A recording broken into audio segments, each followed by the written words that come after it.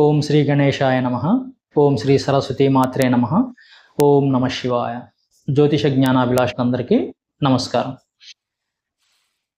మనం ఈ వీడియోలో రకరకాలైన మానాలు లేదా మాసాల గురించి తెలుసుకుందాం.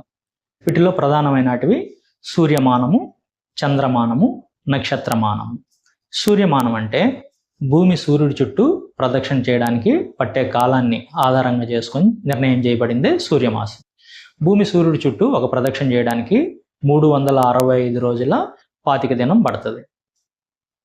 ఇంకొక రకంగా చెప్పాలంటే సూర్యుడు మొత్తం 12 రాసుల్లో సంచారం చేయడానికి పట్టే కాలాన్ని కూడా సూర్యమానంగానే భావిస్తాం.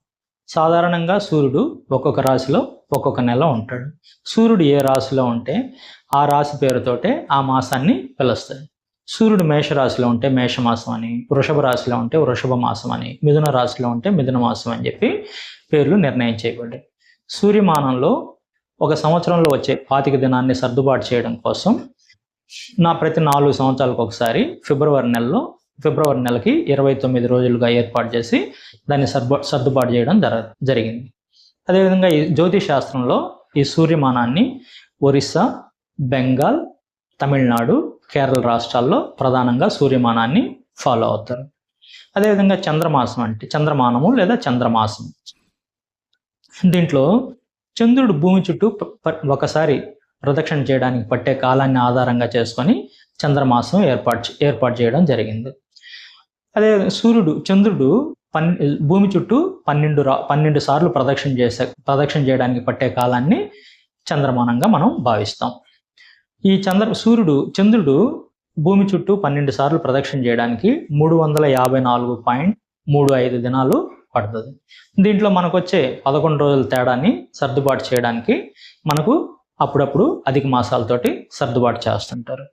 అదేవిధంగా చంద్రమాసంలో చంద్రుడు పౌర్ణమి రోజు ఏ నక్షత్రంలో ఉంటే ఆ నక్షత్రం పేరుతోటి ఆ మాసానికి పేరు పెట్టారు. చంద్రుడు చిత్తా నక్షత్రంలో ఉన్న పౌర్ణమి రోజు చిత్తా నక్షత్రంలో ఉన్న మాసాన్ని చైత్రమాసం అని, విశాఖ నక్షత్రంలో ఉన్న మాసాన్ని వైశాఖ మాసం అని ఆ విధంగా పేర్లు పెట్టుకోవడం జరిగింది. ఈ చంద్రమాసం మనం ఆంధ్రదేశంలో ప్రధానంగా మనం చంద్రమానాన్ని ఫాలో అవుతాం. తర్వాత పోతే నక్షత్రమానం. నక్షత్రమాసం అంటే సూర్యుడు 2 సార్లు ఒకే నక్షత్రంలో ఉదయించడానికి పట్టే కాలాన్ని నక్షత్రమానంగా మనం చెప్పుకుంటాం.